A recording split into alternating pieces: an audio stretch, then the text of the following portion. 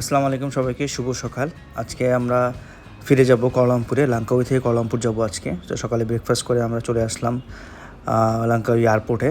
আর last এপিসোডগুলো তো হয়তো আপনারা দেখেছেন, যদি না দেখেন একটু দেখে আসবেন। সো ওইখানে যখন আমরা ঢাকা থেকে সিঙ্গাপুর আসি, সিঙ্গাপুর থেকে লাঙ্কাউই, লাঙ্কাউই থেকে কুয়ালালামপুর আজকে যাচ্ছি। সো ওভারঅল খরচের ব্যাপারে আমি একটু আলোচনা করব। এয়ার ফেয়ার আমরা ঢাকা থেকে কেটেছিলাম অ্যারাউন্ড 2 মান্থস আগে। সো এই ট্রিপটার জন্য আমাদের প্ল্যান ছিল 2 মাস আগে থেকেই। সো আমার অ্যারাউন্ড 49,000 টাকা লেগেছে ঢাকা থেকে সিঙ্গাপুর। সিঙ্গাপুর থেকে লাঙ্কাউই লেগেছে 6,000 টাকা, আর 6,000 টাকা লেগেছে লাঙ্কাউই থেকে কুয়ালালামপুর যেতে। সো টোটাল এটা হচ্ছে রিটার্ন সহ। সো কুয়ালালামপুর থেকে আমি ব্যাক করবো ডিরেক্টলি ঢাকায়।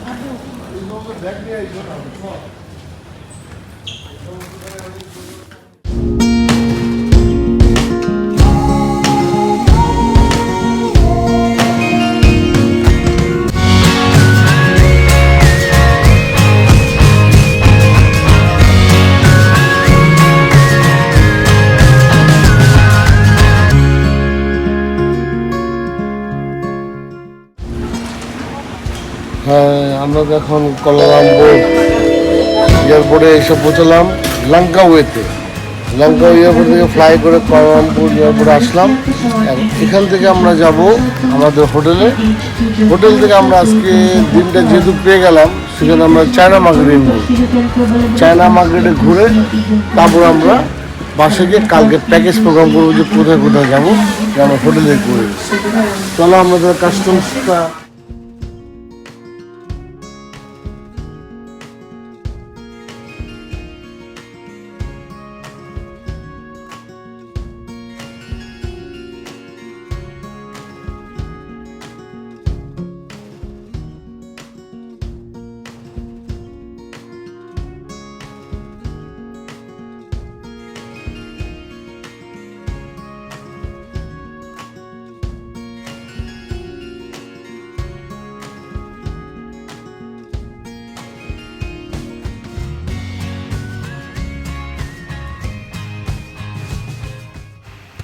তো আমরা ইমিগ্রেশন শেষ করে এখন সিটির দিকে রওনা হলাম, হোটেলের দিকে রওনা হলাম। কুয়ালালামপুরে আমরা 3 দিন থাকবো। আর এটা হচ্ছে আমার ফার্স্ট টাইম কুয়ালালামপুরে আসা, মালয়েশিয়াতে আসা। তো সিঙ্গাপুরে আমার ফার্স্ট টাইম ছিল। আমাদের এখান থেকে প্রায় অ্যারাউন্ড 45 মিনিটসের মতো সময় লাগবে হোটেলে যেতে।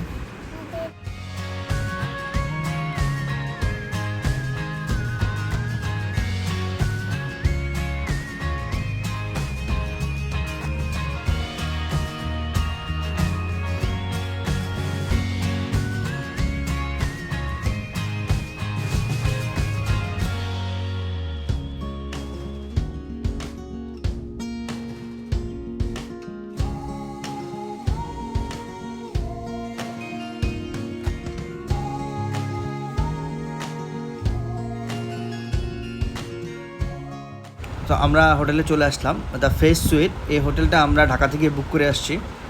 চলুন আমি একটু ঘুরে দেখাই আপনাদেরকে।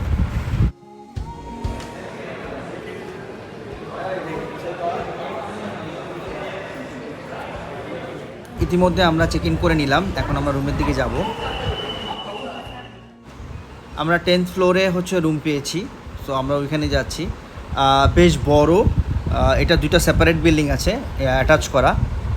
সো এখানে 2টা লিফটও আছে, মোট 4টা লিফট, দুটো দুটো করে। সো আমরা ফার্স্ট করিডোরের লিফট থেকে উঠবো, উনি আমাকে নির্দেশ দিলেন। সো উনি আমাদের কেয়ারটেকার, উনি অ্যাসিস্ট্যান্ট করছেন। আমরা সম্ভবত D10-5 আমরা আসলাম। সো এটা হচ্ছে ফ্যামিলি সুইটটা। দেখেন, ওয়াও। এটা 2টা বেডরুম থাকার কথা। আমি যদিও এর আগে আসিনি, আমি বাংলাদেশ থেকে এটা বুক করেছিলাম। সো এই টোটাল অ্যাপার্টমেন্ট সুইট, এটা অ্যাপার্টমেন্ট ফ্যামিলি সুইট। এখানে বড় একটা গ্লাস, আর সামনেটা পুরোটাই গ্লাস। 10th ফ্লোর থেকে আপনি সিটিটা অ্যাটলিস্ট ভিউ করতে পারবেন। এইটা হচ্ছে মাস্টার বেডরুম, বেশ বড় মাস্টার বেডরুমটা, দেখতেও সুন্দর। এটা হচ্ছে আপনার বাথরুম। হ্যাঁ, এটা একটা বাথরুম। ওয়াও, খুব সুন্দর। দেন আরেকটা বেডরুম আছে, সেটা হচ্ছে এখানে হচ্ছে ডাইনিং টেবিল, আর উপরে ওখানে দেখতেছেন ওভেন, ফ্রিজ, তারপরে রান্নাঘরের চুলা, সব কিছুই আছে। আপনি এখানে থালা বাসনও আছে। এখানে হচ্ছে আরেকটা বাথরুম, কমন বাথরুম যেটা, আর এটা হচ্ছে ছোট্ট একটা কাপল বেডরুম। এই অ্যাপার্টমেন্টটা আমার পার ডে পড়েছে 10,000 টাকা করে। সো আমি 4 দিন থাকবো। এর সাথে কমপ্লিমেন্টারি আপনার সুইমিং পুলটা আছে, যেটা টপ ফ্লোরে।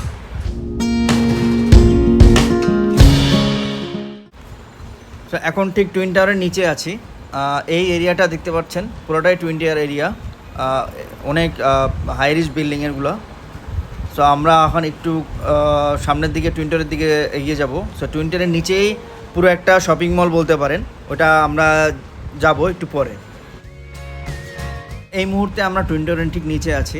সো টুইন টাওয়ারের ফ্রন্ট সাইডে একটা পার্ক আছে, আমি এখানে আসার আগে দেখেছিলাম ইউটিউবে। সো ওই জায়গাটা আমরা যাচ্ছি, আমি আর আমার ওয়াইফ। বেশ একটু হাঁটতে হবে, সো ওটা আমরা একটু ফাইন্ড আউট করেই বের করেছি। সো চলেন গিয়ে দেখি।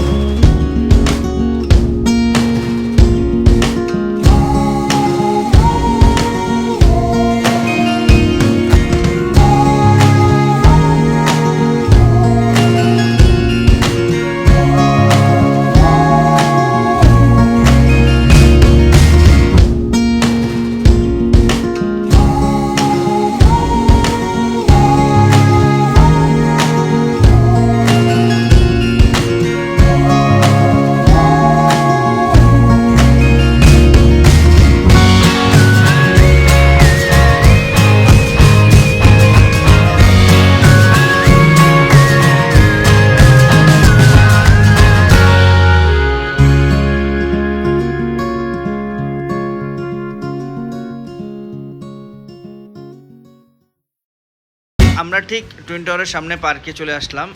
জায়গাটা খুবই সুন্দর দেখতে পাচ্ছেন, বেশ বড় একটা এরিয়া, জাস্ট ওয়াও। আর চলেন এগিয়ে একটু পুরোটা ঘুরে দেখি।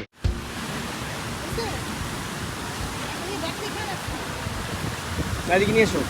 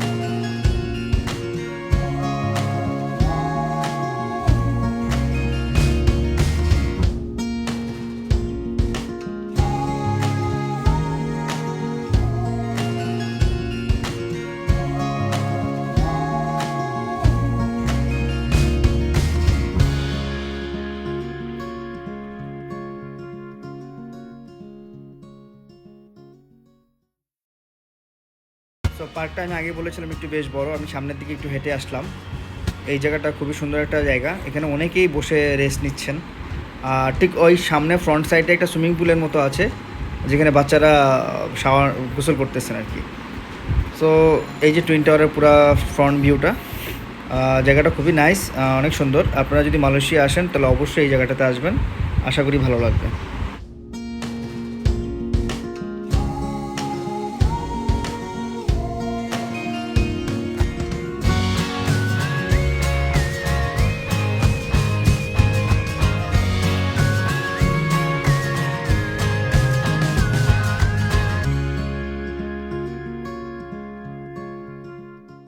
চলে আসলাম বুকিত বিনতাক। এই জায়গাটা অ্যাকচুয়ালি বেসিক্যালি কুয়ালালামপুরের সবচেয়ে ব্যস্ততম জায়গা।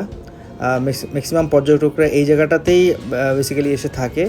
এবং এইখানে আপনি ফুড কোর্ট, রেস্টুরেন্ট সব কিছু হাতের নাগালে পাবেন। সো সব ধরনের ট্যুরিস্টরা এসে এখানেই থাকে। সো আমরা এইখানে দুপুর টাইমটা থাকবো এবং এখানে লাঞ্চ করব, লাঞ্চ করে আবার ব্যাক টু দ্য হোটেলে ফিরে যাব।